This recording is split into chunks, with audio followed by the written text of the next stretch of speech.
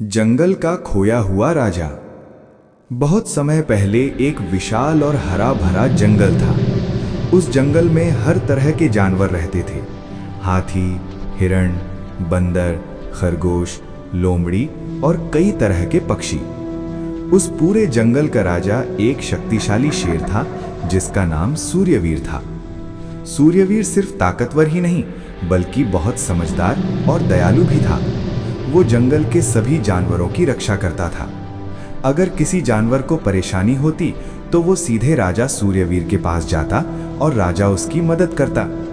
जंगल के सभी जानवर अपने राजा से बहुत प्यार करते थे। एक दिन सुबह सुबह राजा सूर्यवीर शिकार के लिए जंगल के दूर वाले हिस्से में चला गया। वो हिस्सा बहुत घना और रहस्यमय था। वहां बहुत कम जानवर जाते थे। शिकार का पीछा करते करते सूर्यवीर बहुत दूर निकल गया। अचानक तेज बारिश शुरू हो गई। हवा इतनी तेज चलने लगी कि रास्ते पहचानना मुश्किल हो गया। बारिश रुकने के बाद सूर्यवीर को एहसास हुआ कि वो रास्ता भूल गया है। अब जंगल का राजा खो गया था।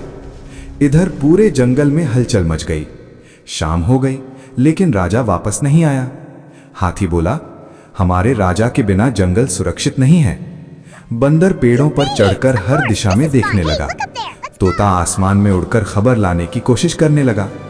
छोटा खरगोश बोला, हमें अपने राजा को ढूंढना होगा। तब सभी जानवरों ने मिलकर खोज अभियान शुरू किया। उधर सूर्यवीर घने जंगल में रास्ता ढूंढने की कोशिश कर रहा था। रात होने लगी थी। अचानक उसे कुछ भेड़ियों की आवाज सुनाई दी। भेड़ियों का झुंड उसके आसपास घूम रहा था। सूर्यवीर थका हुआ था लेकिन उसने हिम्मत नहीं हारी। वो जोर से दहाड़ा। उसकी दहाड़ इतनी शक्तिशाली थी कि भेड़िए डरकर भाग गए, लेकिन फिर भी उसे रास्ता नहीं मिल रहा था। सुबह होने पर एक छोटी चिड़िया ने सूर्यवीर को देखा। चिड़िया बोली, राजा जी, आप यहाँ कैसे? सूर्यवीर ने कहा, मैं रास्ता भूल गया हूँ। चिड़िया मुस्कुराई और बोली, चिंता मत कीजिए, मैं आपको रास्ता दिखाऊंगी। वो आसमान में उड़कर आगे आगे चलने लगी और सूर्यवीर उसके पीछे पीछे। उधर जंगल के जानवर भी खोजते खोजते उसी इलाके में पहुंच गए थे। अचानक बंदर ने दूर से शेर को आते देखा। वो खुशी से चिल्लाया, राजा मिल गए, राजा मिल गए। सभी जानवर खुशी से उछल पड़े।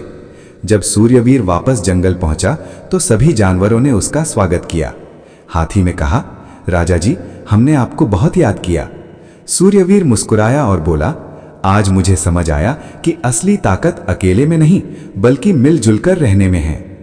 उस दिन से जंगल के सभी जानवर और भी ज्यादा एक दूसरे की मदद करने लगे और छोटी चिड़िया को जंगल की सबसे बहादुर सहायक बना दिया गया। इस कहानी से हमें ये सीख मिलती है कि मुश्किल समय में एकता और दोस्ती ही सबसे बड़ी ताकत होती है।